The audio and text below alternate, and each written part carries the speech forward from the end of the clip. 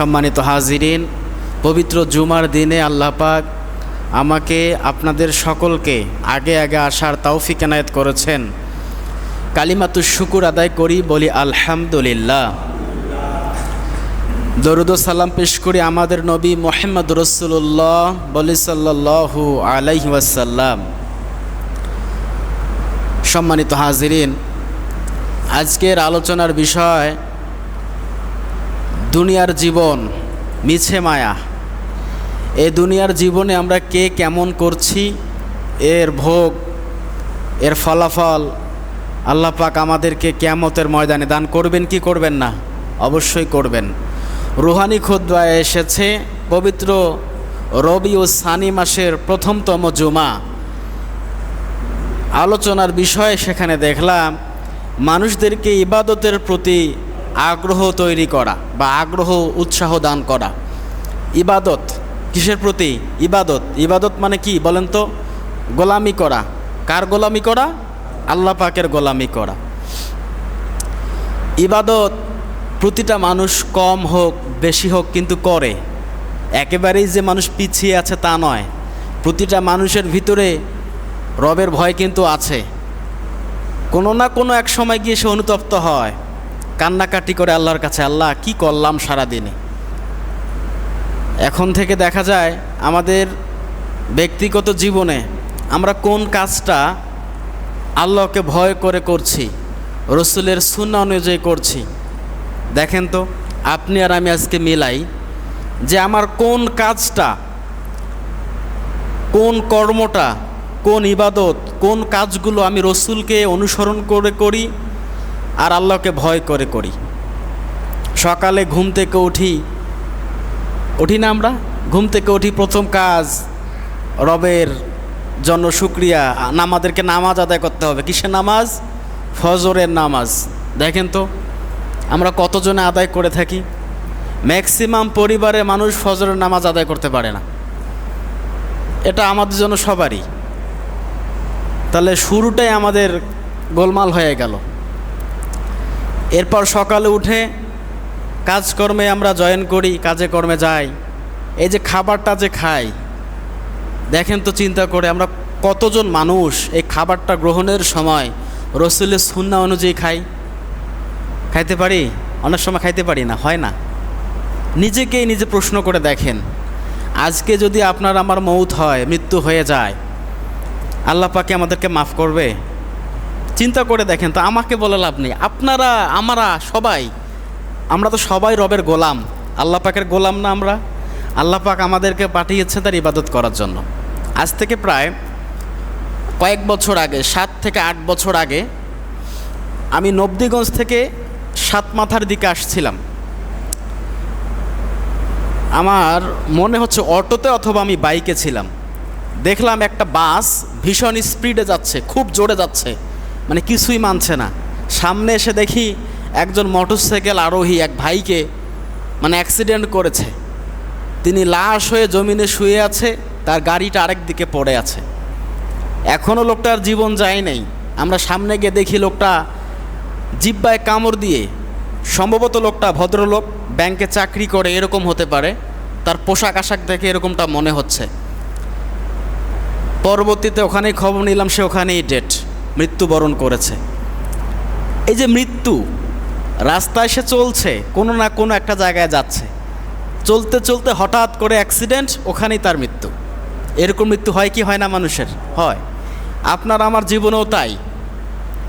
বাথরুমে গোসল করতে ঢুকেছেন, কি থেকে কি হয়ে গেল, আপনি ভালো মানুষ, ওখানেই পড়ে আপনার মৃত্যু। এরকম হয় কি হয় না? মৌতের ভয়। এজন্য বাথরুমে যখন মানুষ যায় গোসল করার সময় অবশ্যই শরীরে সতর অবলম্বন করবেন, পর্দা অবলম্বন করবেন।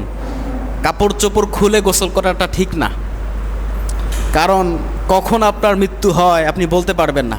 বাথরুমে যদি আপনার মৃত্যু হয়, দরজা ভেঙে হোক দরজা খুলেই হোক, মানুষ ঢুকেই দেখবে আপনার শরীরে কাপড় নাই।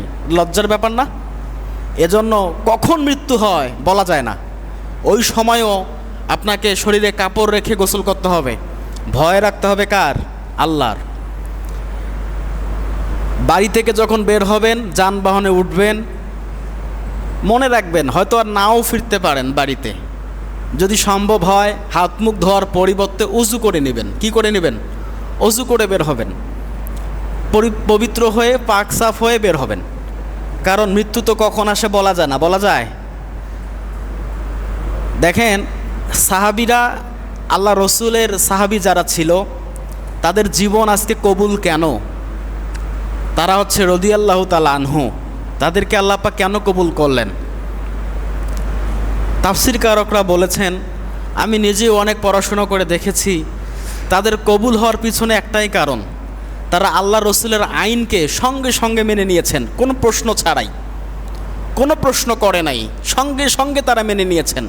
আল্লাহ রসুল যাহা বলেছেন প্রশ্ন ছাড়াই, মুহূর্ত তারা দেরি করে নাই, মেনে নিয়েছেন। যেমন আবু বকর সিদ্দিক রাদিয়াল্লাহু তাআলা আনহু, আল্লাহ রসুল মেরাজ থেকে আসলেন, আবু বকরকে বললেন, তুমি কি আমার মেরাজ বিশ্বাস করো? হযরত আবু বকর বলছে, হ্যাঁ ইয়া রাসূলুল্লাহ, আমি সঙ্গে সঙ্গে বিশ্বাস করে নিয়েছি। ইয়া রাসূলুল্লাহ, আমি এক সেকেন্ডের জন্য, এক মুহূর্তের জন্য দেরি করি নাই, আপনার মেরাজ আমি বিশ্বাস করে নিয়েছি।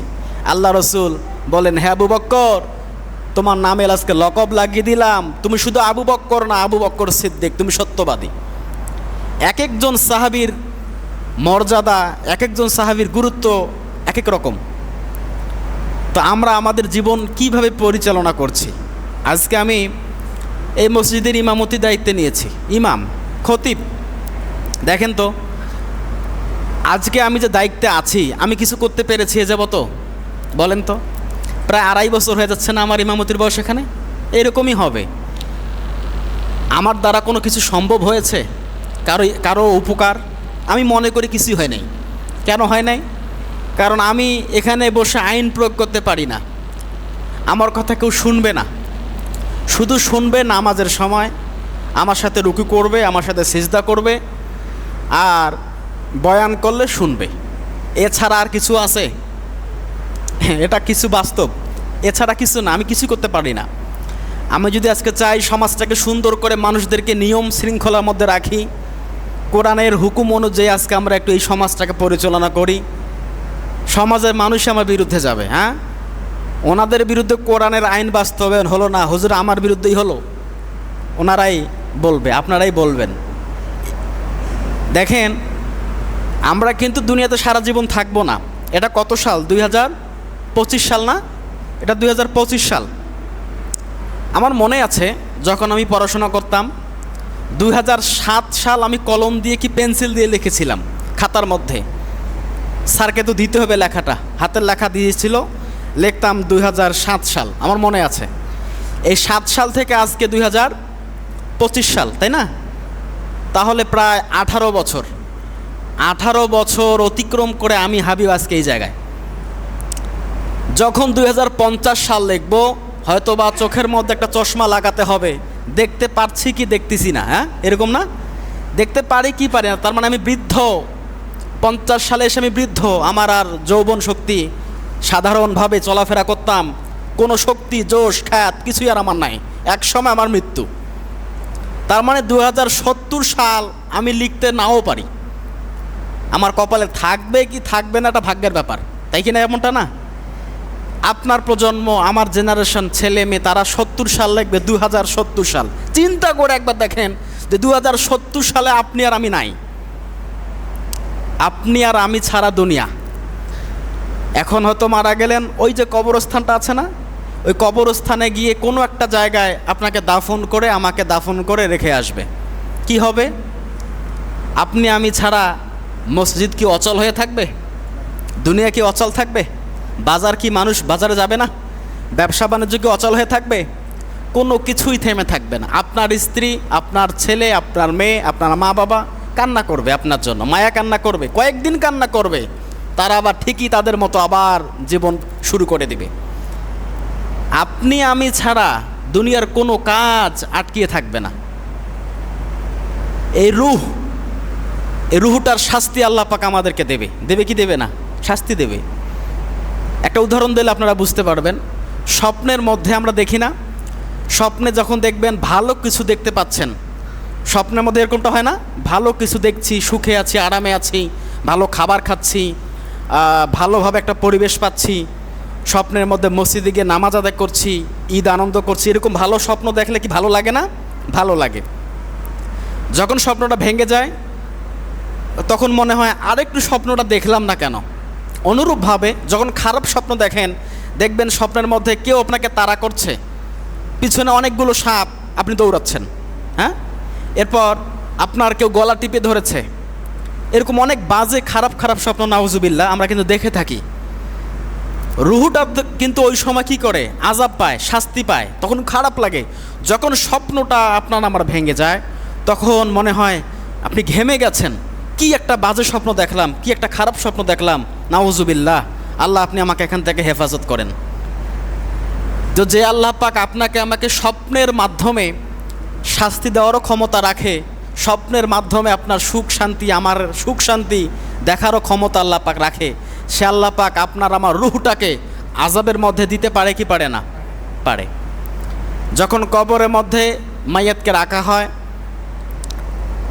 হাদিসের মধ্যে এসেছে কবরে যখন তাকে শুইয়ে দেওয়া হয়, মৃত ব্যক্তি জীবিত মানুষগুলোর পায়ের খসখস আওয়াজ শুনতে পায় যে উপরে লোক চলাচল করছে।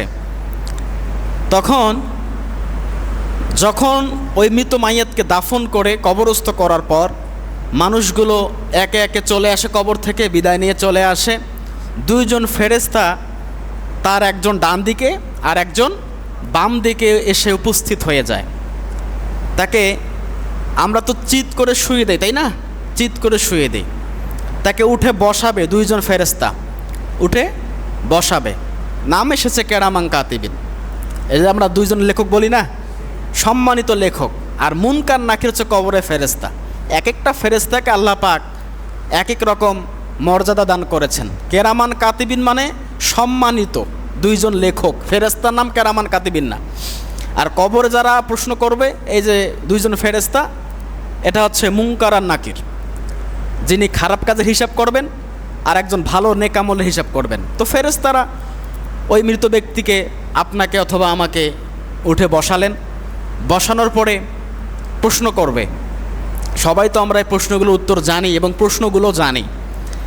তখন একদিক থেকে এই মানুষটার ভালো আমলগুলো চলে আসবে, একদিকে সালাত, তার জীবনে যত নামাজ আদায় করেছে সব একদিকে এসে দাঁড়াবে, নামাজ দাঁড়াবে, রোজা যতগুলো করেছে একদিকে এসে দাঁড়াবে, হজ করেছে একদিকে এসে দাঁড়াবে, দান সদকা করেছে একদিকে এসে দাঁড়াবে। এরকম করে হাজারো ভালো ভালো কাজ, তার সবগুলো একদিকে এসে দাঁড়াবে, আর খারাপগুলো কাজ আরেক দিকে এসে তার অবয়ব দেওয়া হবে, আকৃতি দেওয়া হবে।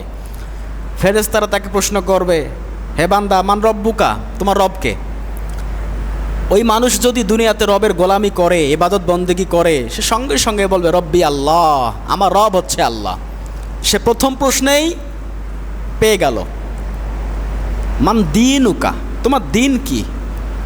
অনেকে আমরা জানি না আমাদের দিন কি। যদি কোনো এখনকার যে জেনারেশন যুবক ভাইদেরকে বলা হয় আপনার দিন কি, অনেক লোকে বলতে পারবে না দিনকে। দিনটা কি? দিন মনে মনে হয় যে সকালের দিন আর রাত, এরকম দিন নাকি? দিনুল ইসলাম, আমার দিন হচ্ছে ইসলাম, আমি শান্তির ধর্মের অনুসারী। মান নাবিউকা, তোমার নবীকে?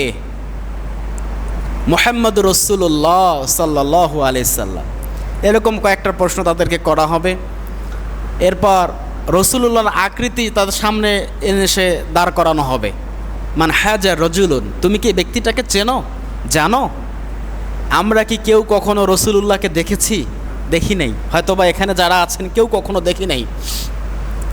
তবে রসুলুল্লাহর ভালোবাসা, প্রেম, তার সুন্নত যারা ধারণ করে, যারা রসুলুল্লাহর সুন্নত অনুযায়ী আমল করে, দেখা মাত্রই সে চিৎকার করে বলবে ইনি হচ্ছে আমার রসুল, আমার নবী মুহাম্মদ রাসূলুল্লাহ সাল্লাল্লাহু আলাইহি সাল্লাম, যাকে না দেখে এতদিন নামাজের মধ্যে দরুদ শরীফ পাঠ করেছি, যাকে না দেখে আজানের মধ্যে তার নাম নিয়েছিলাম, ইনি আমাদের সেই নবী, ইনি রাহমাতাল লিল আলামিন।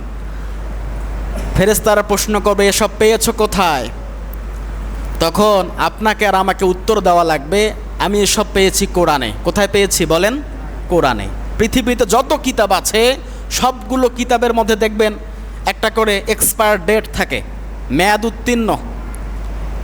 প্রাইমারি স্কুলে বই দেওয়া হয় অমুক সালে চলবে, 26 সালে গিয়ে আর ওই বই চলবে না, 26 সালে নতুন বই আসবে, এরকমটা হয় না? 26 সালে যে বই চলবে 27 সালে গিয়ে আর ওই বই চলবে না, 27 সালে নতুন বই দিতে হবে।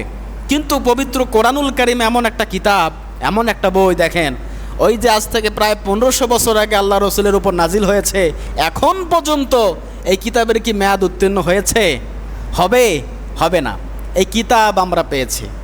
দেখেন, যারা কোরআনের সাথে সম্পর্কিত যাদের নাই, যারা কোরআন পড়তে পারে না, তারা কিভাবে জবাব দেবে? হে ফেরেশতা, আমি এই প্রশ্নের জবাবগুলো কোরআন থেকে পেয়েছি। ওইখানেই তো আমরা আটক হয়ে যাব, ওখানেই আমরা ব্লক হয়ে যাব, আমাদের আর দৌড়া রাস্তা থাকবে না। আজকে দেখেন বাংলাদেশে অনেকগুলো মানুষ, অনেক মানুষ, দুঃখজনক হলো সত্য, কোরআন আমরা পড়তে পারি না, কোরআনের সাথে আমাদের সম্পর্ক নাই। ইংরাজিটা বুঝি, কোচিং করি, ক্লাস করি, প্রাইভেট পড়ি হাজার হাজার টাকা খরচ করে, গণিতটাও বুঝি, সায়েন্স বুঝি, বায়োলজি বুঝি, সব বুঝি, শুধু কোরআনটাই বুঝতে পারি না। আর যারাই দেখবেন কোরআন বোঝে, আলেম ওলামা মানুষ, এদেরকে বলা হয় মৌলবাদী, জঙ্গি। এরকম হয় কি হয় না বলেন তো? এদেরকে দামে দেয় না, মোল্লার দৌড় নাকি মসজিদ পর্যন্ত, এরকমটা বলে। দেখেন, যারা কোরআনের সাথে যাদের সম্পর্ক ভালো, আপনি একবার নিজে চিন্তা করে দেখেন তো, যে আমার আপনার সংবিধান আল কোরআন, এই আল কোরআনের সাথে আমার সম্পর্কটা কীরকম? কতদিন আগে কোরআন স্পর্শ করেছি আর কতদিন থেকে কোরআন স্পর্শ করি না, খুলেও দেখি না কোরআন। শোকেসের মধ্যে আলমারির উপরে যত্ন করে রেখে দিয়েছি, কাপড় পেঁচিয়ে যেন ময়লা ধুলাবালি না পড়ে। এর জন্য কি আমাদের জন্য কোরআন এসেছে? অথচ আমরা কপাল পড়া, নিজের স্মার্টফোনটা 1000 বার দিনে স্পর্শ করি, 1000 বার স্ক্রলিং করি, অথচ কোরআন আমরা দিনে কতবার খুলি দেখেন তো। তো আমাদের হিসাব আল্লাহ পাকের কাছে আমরা কিভাবে দেব? আমার মাঝে মাঝে মরতেও ভয় লাগে, আল্লাহ মরলে কি জবাব দেব? তাৎক্ষণিক মরণ তো আর বলে আসে না, যখন তখন আসতে পারে, কিন্তু মরবো যে, এটার জন্য আমার ভয় হয়, মরলে কি জবাব দেবো আল্লাহর কাছে। আজকে শুধু আমরা নিজেই খেয়ে পরে বাঁচবো এমনটা না, সবাইকে দেখতে হবে। সম্মানিত হাজিরিন, ত্যাগেই প্রকৃত সুখ দুনিয়াতে তারাই পেয়েছে যারা ত্যাগ স্বীকার করেছে, যারা ত্যাগ করতে জানে, নিজের প্রয়োজন থাকা সত্ত্বেও অন্যের প্রয়োজনকে বেশি প্রাধান্য দেয়, অন্যের সমস্যার সমাধান করতে গিয়ে নিজের সমস্যায় পড়ে। এই জীবনগুলো আল্লাহ পাক রব্বুল আলামিন কবুল করেছেন। সাহাবীদের জীবন আল্লাহ পাক কেন কবুল করেছেন? নিজের প্রয়োজন থাকা সত্ত্বেও এনারা মানুষের প্রয়োজনকে বেশি প্রাধান্য দিতেন, বেশি অগ্রাধিকার দিতেন। হযরতে তালহা রাদিয়াল্লাহু তাআলা আনহু ছিলেন আনসারী সাহাবী। মক্কা ছেড়ে যারা মদিনায় হিজরত করে গিয়েছেন তারা মুহাজির, আর মদিনায় থেকে আল্লাহ রাসূল এই সাহাবীদেরকে যারা আদর আপ্যায়ন করেছেন, থাকার জায়গা দিয়েছেন, খাওয়ার জায়গা দিয়েছেন, সুন্দর নিরাপদ পরিবেশ তৈরি করে দিয়েছেন, এরা হচ্ছে আনসার। আনসার মানে কি? সাহায্যকারী। এরকম একজন আনসারি সাহাবী ছিলেন, তার নাম হচ্ছে তালহা, হযরতে তালহা রাদিয়াল্লাহু তাআলা আনহু। আল্লাহ রাসূল একটা জায়গায় দাঁড়িয়ে আছেন অথবা বসে আছেন, একজন লোক আসলেন, পথিক আসলেন, সফরকারী আসলেন, এসে বলছি, ইয়া রাসূলুল্লাহ, আমি প্রায় 3 দিন থেকে না খেয়ে আছি, আমাকে একটু মেহেরবানি করে খাওয়ার ব্যবস্থা করে দিন, আমার একটু মেহমানদারি করুন। আল্লাহ রাসূল সাল্লাল্লাহু আলাইহি সাল্লাম বলছেন, আমি তো নিজেও অভাবী, আজকে আমার বাসায় নিজেও খাবার নাই। আল্লাহ রসুলের অভাব, তার বাড়িতে নিজেরও খাবার নাই। চিন্তা করে দেখেন তো, আজকে যারা এখানে বসে আছি এমন কোনো ব্যক্তি আছেন যে তার বাড়িতে খাবার নাই? আমার তো মনে হয় না, হয়তো 2-1জন থাকতে পারে, আমি জানি না, তবে সম্ভাবনা বেশি সবাই মোটামুটি মাশাআল্লাহ সফল, খাবার আছে, থাকার জায়গা আছে, নিশ্চিত আছেন। আল্লাহ রসুল বলছেন যে আসলে আমার বাড়িতে এখন সেরকম কোনো খাবার নাই যে তোমাকে আমি মেহমানদারি করাবো। সাহাবীদেরকে বলছেন আল্লাহ রসুল, হে আমার সাহাবীরা, তোমাদের মধ্য থেকে কেউ কি আছো আমার এই মেহমানটাকে বাসায় নিয়ে যাবা, একটু আপ্যায়ন করাবে? আবু তালহা, হযরতে তালহা রাদিয়াল্লাহু তাআলা আনহু বললেন, ইয়া রাসূলুল্লাহ, আপনার মেহমান আমার কাছে দেন, আমি তার মেহমানদারি করব। হযরতে তালহা নিয়ে গেছেন তার বাড়িতে মেহমানকে, আল্লাহ রসুলের মেহমান, যেমন তেমন ব্যাপার। বাড়িতে গিয়েছে, স্ত্রীকে বলছে, স্ত্রী মেহমান নিয়ে এসেছে, আল্লাহ রসুলের মেহমান। স্ত্রী উম্মে সুলাইম ডাক দিয়ে বলছে, আপনি কি করলেন? আমাদেরই তো খাবার নাই, যেটুকু খাবার আছে আমাদের সন্তানদেরই হবে না, এরাই খেয়ে পেট ভরাতে পারবে না, আমরা তো না খেয়ে থাকবই, তার ওপর আবার আপনি মেহমান নিয়ে আসলেন। ঠিক আছে, সমস্যা নেই, যেহেতু আল্লাহ রসুলের মেহমান, আপনি ওনাদেরকে বসান। আপনি রাতের বেলা, রাত হয়ে গেছে, এখন তো বুদ্ধি কৌশল করে তো মেহমানকে মেহমানদারি করা লাগবে, কারণ মেহমানকে আপ্যায়ন করতে হবে না। এখন এমন মানুষ দেখবেন বাড়িতে মেহমান আসলে নাক ছিটকায়, মনটা অন্ধকার করে, চোখ মুখ দেখাই যায় না, খাইতে দেবে কি? আরে ভাই, মেহমান আসলে রহমত আসে, বরকত আসে, আল্লাহ পাকের দয়া আসে, বলি সুবহানাল্লাহ। যেই আসুক, আপনার চরম শত্রু আপনার যদি মেহমান হিসেবে বা আপনার বাড়িতে আসে, তাকে আপ্যায়ন করেন, তাকে এক গ্লাস পানি দিয়ে হলো আপ্যায়ন করেন। একটা খেজুর আছে, দুটো খুরমা আছে, তাদেরকে দেন, ভাই নেন এটা খান। তাও যদি না থাকে, টিউবওয়েল থেকে এক গ্লাস ঠান্ডা পানি নিয়ে তাদেরকে আপ্যায়ন করান, তাকে একটু বসতে দেন, তার সঙ্গে হাসি মুখে কথা বলেন, আরও সে আজিম খুশি হয়ে যাবে, বলি সুবহানাল্লাহ। তো বলছে যে আপনি আমাদের যতটুকু খাবার আছে, আমার এই সন্তান দুটাকে আমি ঘুম পাড়িয়ে দিচ্ছি, আপনি ওনাদেরকে বসতে বলেছে। আর বলছে যে আমি তাদেরকে খাবার দেব, আপনার প্লেট থাকবে ফাঁকা, আপনার প্লেটে কোনো খাবার থাকবে না। যখন তাদেরকে খাবার পরিবেশন করব, তখন আপনি আস্তে করে কুপিটা বা লাইটটা নিভে দিবেন। তখন তো এরকম কারেন্টের লাইট ছিল না, আগুনের লাইট ছিল, আগুন বা কুপি ছিল বা মশাল ছিল। তো হজরতে তালহা যখন মেহমানদেরকে খাবার পরিবেশন করা হয়েছে, তখনই সে সঙ্গে সঙ্গে লাইটটা বন্ধ করে দিয়েছে, যেন মেহমান বুঝতে না পারে। মেহমান বলছে, আপনিও খান? বা হ্যাঁ, আমি খাচ্ছি। শুধু খাবার থালাটা নিয়ে, ফাঁকা প্লেট, তিনি শব্দ করে আর মুখ নড়ায়, মেহমানকে বোঝাচ্ছে যে আপনারাও খাচ্ছেন, আমিও খাচ্ছি। এভাবে মেহমানদেরকে মেহমানদারি করেছেন। নিজের সন্তানের ক্ষুধা আছে, স্ত্রীর ক্ষুধা আছে, তার সত্ত্বেও তারা মেহমানদেরকে আপ্যায়ন করেছে। নিজের প্রয়োজন থাকার পরেও যারা অন্যের অগ্রাধিকার বেশি দেয়, এরাই তো প্রকৃত মানুষ। পরের দিন নামাজের মধ্যে আসে আবু তালহা, আল্লাহ রসুল ডাক দিয়ে বলে, আবু তালহা, রাতের বেলা মেহমানদের সাথে কেমন আচরণ করেছো তুমি?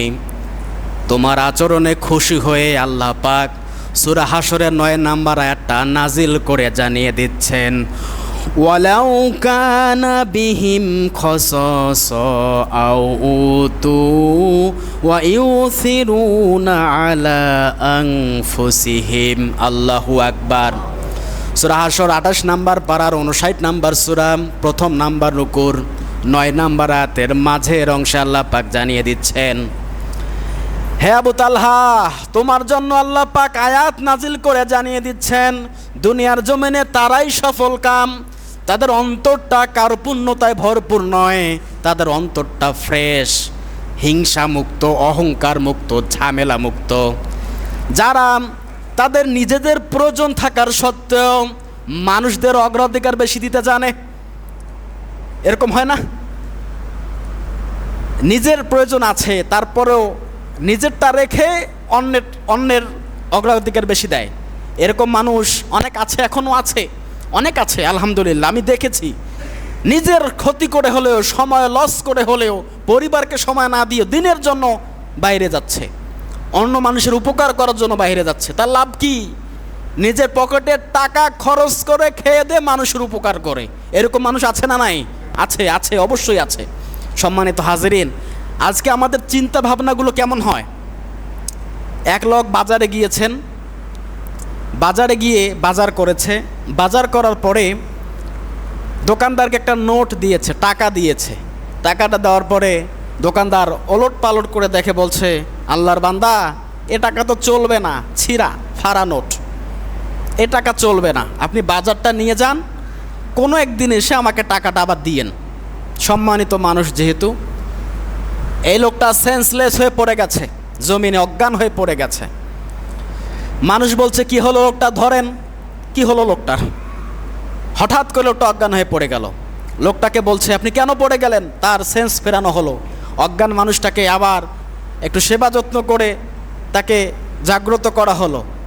মানুষ বলছে, আপনাকে কি দোকানদার মেরেছে, আঘাত করেছে বা এমন কিছু করেছে? বলছে না। তাহলে আপনি অজ্ঞান হয়ে গেলেন কেন?